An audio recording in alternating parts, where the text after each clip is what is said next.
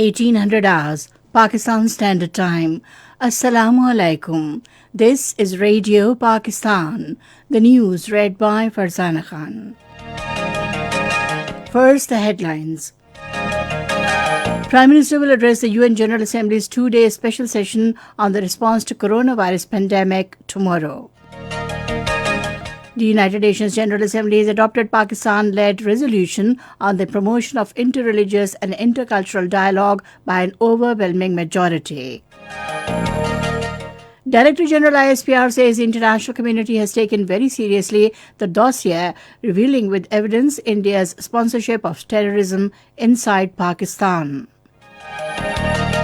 At the weekly news briefing in Islamabad today, the Foreign Office spokesperson has said India is disturbing strategic balance in the region through acquisition of arms and military capabilities beyond its legitimate needs. In Indian illegally occupied Jammu and Kashmir, brutal torture techniques employed by Indian troops have left thousands of Kashmiris disabled for life. Qatar and Saudi Arabia are close to striking a preliminary agreement to end a dispute. And now the news in detail. Prime Minister Imran Khan will address the UN General Assembly's two-day special session on the response to coronavirus pandemic tomorrow. According to the speakers list, there are 141 speakers inscribed, including 53 heads of state, 39 heads of government, 4 deputy prime ministers, and 38 ministers. They will address the session through pre-recorded videos. The speech of the Prime Minister will be broadcast around 3 a.m. Pakistan Standard Time. Earlier, Pakistan's permanent representative to the UN, Munir Akram, will speak in his capacity as President of the UN Economic and Social Council. Member states will engage in dialogue with participants to jointly take stock of the current response, identify policy and operation gaps, and forge a united, coordinated, and people-centered path forward. The United Nations General Assembly has adopted Pakistan-led resolution on the promotion of interreligious and intercultural dialogue by an overwhelming majority. The resolution, co-sponsored with the Philippines, is part of Pakistan's global efforts to promote interfaith harmony, tolerance, respect for each other's religions and values, and peaceful coexistence. It welcomes the Kartarpur initiative by Pakistan, referring to it as a landmark initiative for interreligious and intercultural cooperation for peace. In the wake of growing religious intolerance and racism, especially Islamophobia around the world, this resolution is important for mainstreaming these contemporary challenges and taking the necessary steps to curb such trends. The resolution focuses on interreligious and cultural dialogues among all stakeholders and advocates combating intolerance, xenophobia, discrimination, and acts of violence. Prime Minister Imran Khan has repeatedly called upon the international community to counter Islamophobia and promote respect for religious sensitivities. The adoption of this resolution by the UN General Assembly is part of Pakistan's diplomatic efforts inter alia for raising awareness about Islamophobia and countering the defamation of sacred religious personalities and symbols. Economic Coordination Committee of the Cabinet has approved removing distinction in electricity tariff between current system of peak and off-peak hours to spur industrial activity in the wake of COVID-19 pandemic. The committee, which met in Islamabad today with Advisor on Finance Dr. Abdul Hafiz Sheikh in the chair, accorded the approval to incentivize industrial units to operate round the clock and produce greater output during testing times. The approval is equally valid for K Electric and other power distribution companies to charge off-peak rates against the peak hours. The abolishment of peak and off-peak tariff structure would be implemented from November this year till 30th of April next year. Director General ISPR Major General Babar Iftikhar says the international community has taken very seriously the dossier revealing with evidence India's sponsorship of terrorism inside Pakistan. In an interview with Global Village Space, the DG ISPR said despite India's best efforts, there has been a lot of objective analysis of what has been said in the dossier. He said the objectivity of the debate around this dossier at international level is a major plus and we are going to take it forward from here. Major General Babar Iftikhar said the Foreign Office has presented dossier to the P5 countries and it has also been presented to the UN Secretary General. He said, "We are going to take it to every possible forum." Responding to a question, the DG ISPR said CPEC is a game changer for the region and it is offering connectivity to the whole region. He said this is a game changer in the sense that this project has the potential to bring prosperity to this whole region by connecting everyone. He said it is basically an economic project. Pakistan has said India is disturbing strategic balance in the region through acquisition of arms and military capabilities beyond its legitimate needs.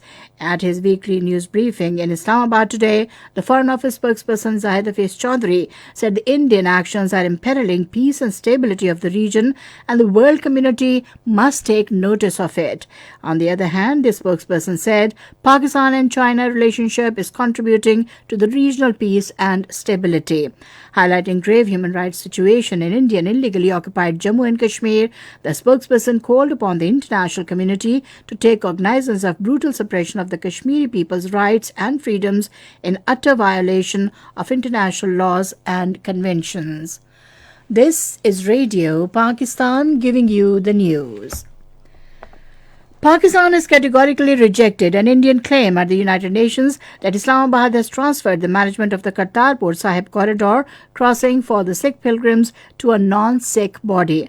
The Pakistan delegate Mohammad Zulkarnain Cheena told the General Assembly that we categorically reject India's willful propaganda against the Kartarpur Sahib corridor. He said the Pakistan Sikh Gurdwara Prabandhak Committee, which is currently holding the corridor's management itself, has firmly rejected the Indian claim.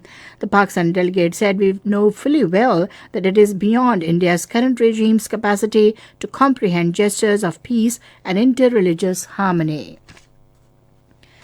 In Indian illegally occupied Jammu and Kashmir, brutal torture techniques employed by Indian troops have left thousands of Kashmiris disabled for life, including 139 losing eyesight in the firing of pellets on peaceful protesters in the territory.